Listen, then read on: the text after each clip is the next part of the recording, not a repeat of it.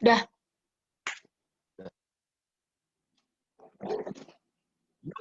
Salam lestari, salam konservasi. Apa kabarnya warga biologi 2019? Tugas-tugasnya aman.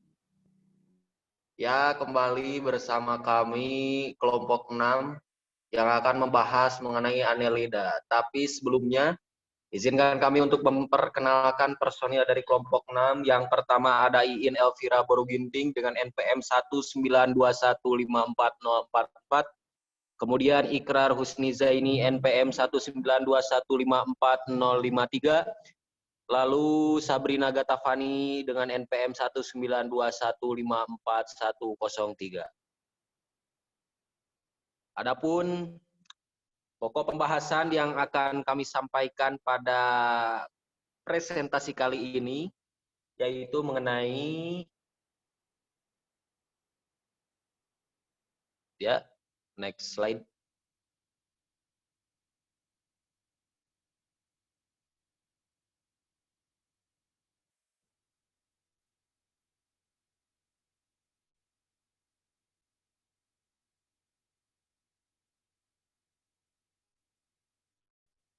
Ya, daftar isi pada PPT kita kali ini. Yang pertama ada pengertian Annelida, kemudian ciri-ciri Annelida, lalu sistem peredaran darah, kemudian sistem pernafasan, sistem pencernaan, sistem ekskresi, klasifikasi, dan juga peranan.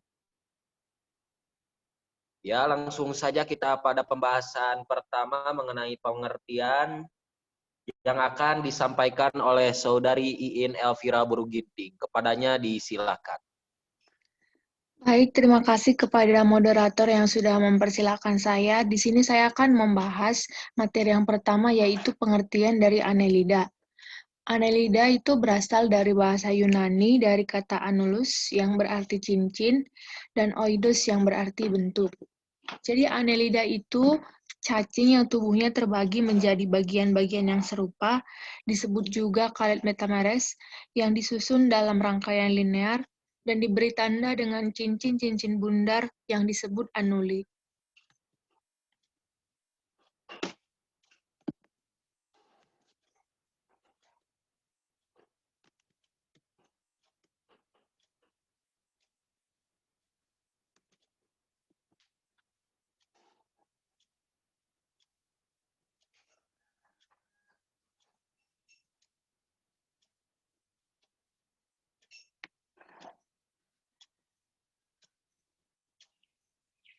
Selanjutnya, materi yang kedua yaitu ciri-ciri dari Annelida.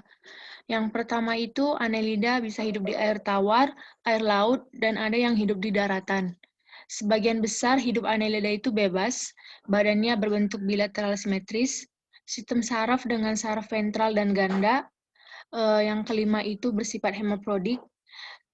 Yang keenam, reproduksi aseksual oleh fragmentasi atau pembelahan bagian tubuhnya. Sedangkan reproduksi secara seksual itu dengan pertukaran sperma. Saluran pencernaan Annelida itu sudah sempurna, dan peredaran darahnya itu peredaran darah tertutup.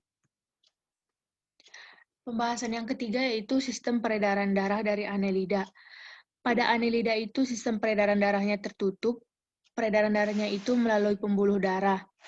Nah, karena Annelida itu tidak memiliki jantung, jadi yang berfungsi untuk memompa darah ke seluruh tubuhnya itu adalah lengkung aorta. Dan terdapat 3 pembuluh darah pada Annelida dengan fungsi yang berbeda-beda. Yang pertama itu pembuluh darah dorsal, tugasnya untuk mengalirkan darah masuk ke jantung.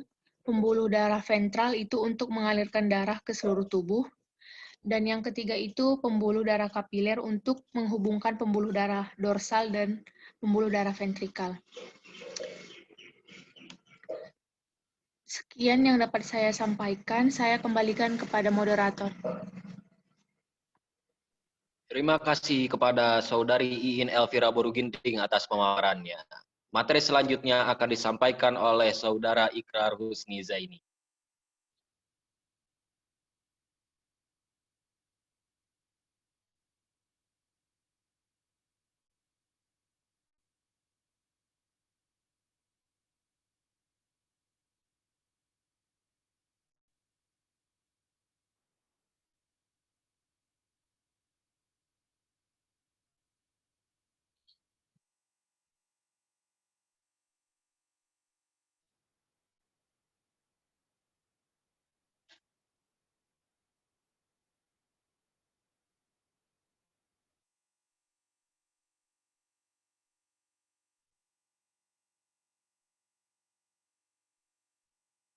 Oke, teman-teman, materi selanjutnya yaitu mengenai sistem pernapasan pada Annelida.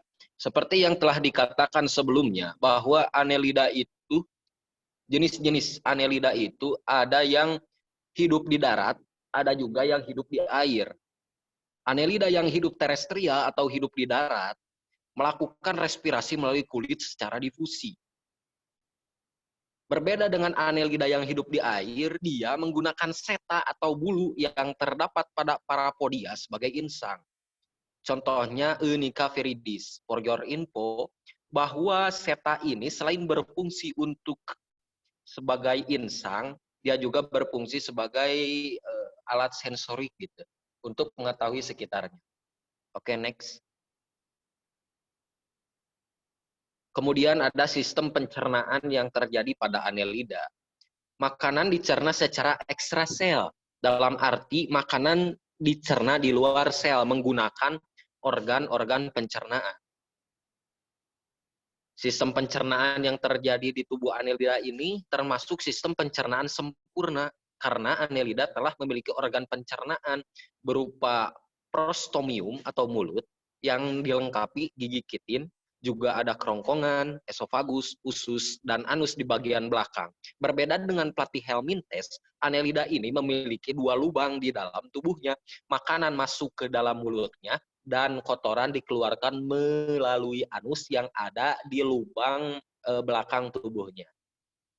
Oke, next. Kemudian sistem ekskresi pada Annelida. Annelida memiliki organ ekskresi berupa nefridia. Nefridia ini adalah organ yang berupa saluran. Fungsinya untuk mengumpulkan sisa-sisa cairan. Jadi sisa-sisa cairan disedot oleh nefridia, kemudian dialirkan ke dalam nefrostom atau corong bersilia dalam tubuh Annelida, lalu dikeluarkan melalui nefrotor atau pori-pori permukaan tubuh tempat kotoran keluar pada tubuh Annelida. Tiap segmen atau metameter memiliki organ ekskresi masing-masing. Berhubung Annelida merupakan hewan metamerik yang terdiri dari banyak segmen, maka tiap segmen di Annelida memiliki satu set alat ekskresi. Ketika di dalam segmen 1 kita contohkan ya, di dalam metameter 1 cairan disedot oleh nefridia, kemudian dialirkan ke dalam nefrostom, lalu cairan tersebut akan dibuang di metamer kedua melalui nefrotor seperti itu, dan selanjutnya. Ya, mungkin pemaparan dari sistem pernafasan, pencernaan, dan juga ekskresi dicukupkan sekian. Oke, kita lanjut kepada pembahasan berikutnya mengenai klasifikasi dan juga peran atau manfaat Annelida yang akan disampaikan oleh saudari Sabrina Gatavani. Kepadanya disilakan. Baik, terima kasih kepada moderator. Di sini saya akan membahas klasifikasi serta peranan dari Annelida. Yang pertama, saya akan membahas klasifikasi. Sebelum membahas lebih dalam, saya ingin memberitahukan bahwasannya saya akan membahas mengenai Polychaeta dan Silitelata saja. Untuk Eucheria, Sipuncula, dan Machaeridia ini, tidak saya akan bahas mengapa. Yang pertama, Eucheria dan Sipuncula ini dipercaya oleh beberapa studi filogenetik menggunakan data urutan molekuler menempatkannya itu dalam filum Annelida sebagai grup turunan, di mana segmentasinya itu telah hilang, dikarenakan penempatan ini tidak diterima secara universal. Jadi, Eucheria ini digambarkan sebagai takson saudara bagi Annelida, begitupun dengan Sipuncula. Lalu, untuk Machaeridia merupakan kelompok yang telah punah. Ditemukannya itu pada awal periode Ordovicium era Paleozoikum sampai periode Karbon. Karena telah punah, kelas ini tidak dimasukkan lagi pada filum Annelida. Baik, selanjutnya.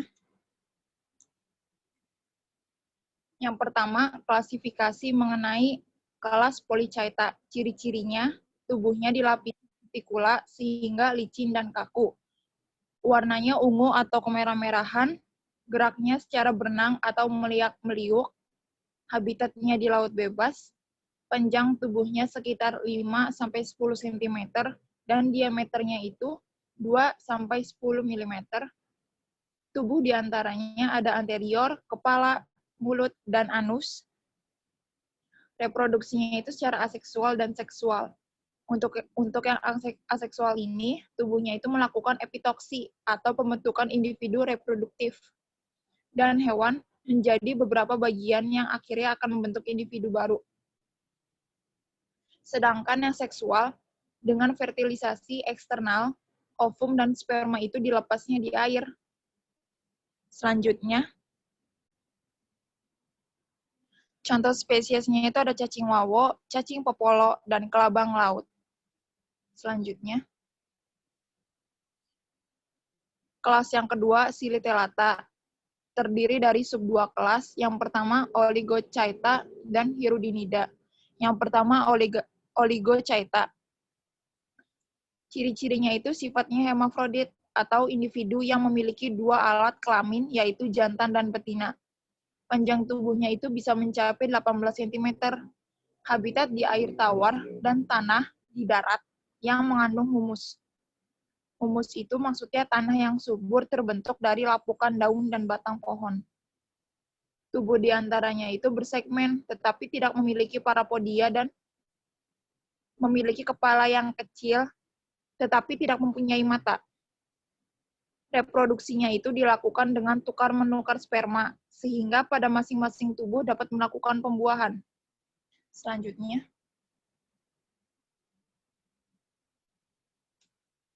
contoh spesiesnya itu yang pertama Lumbricus terrestis, Perichaeta musica, dan Monigaster houteniel. Selanjutnya, sub yang kedua yaitu Hirudinida. Ciri-ciri yang pertama yaitu bersifat hermafrodit, tubuhnya dilapisi daun kutikula, tubuh relatif pipih dan tidak mempunyai parapodia tambahan, tetapi memiliki alat hisap. Habitatnya itu di air tawar dan darat, panjang tubuhnya bisa mencapai 30 cm, reproduksinya secara seksual. Ini gak beda jauh ya reproduksinya sama yang sebelumnya Oligochaeta, walaupun bersifat hermafrodit, tapi mereka melakukan pembuahan dengan kawin silang. Selanjutnya, contoh spesiesnya itu Hirudo medicinalis dan Haemadipsa zeelandiae. Selanjutnya,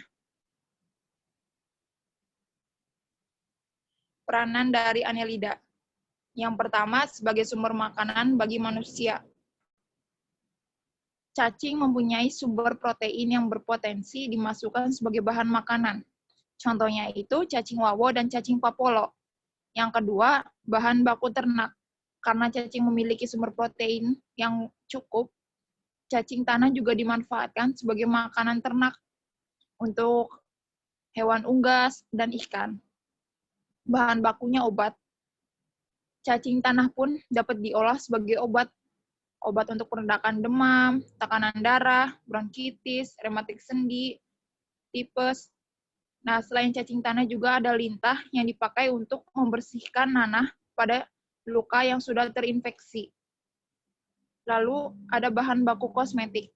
Cacing tanah karena sama seperti sebelumnya, mempunyai sumber protein yang cukup, bisa dipakai juga sebagai pelembab kulit.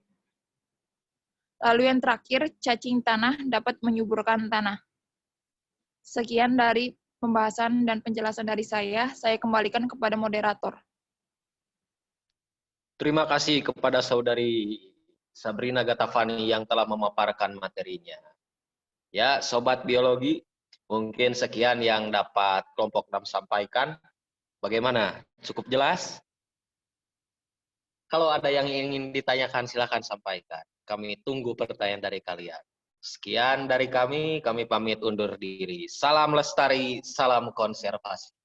Yeay.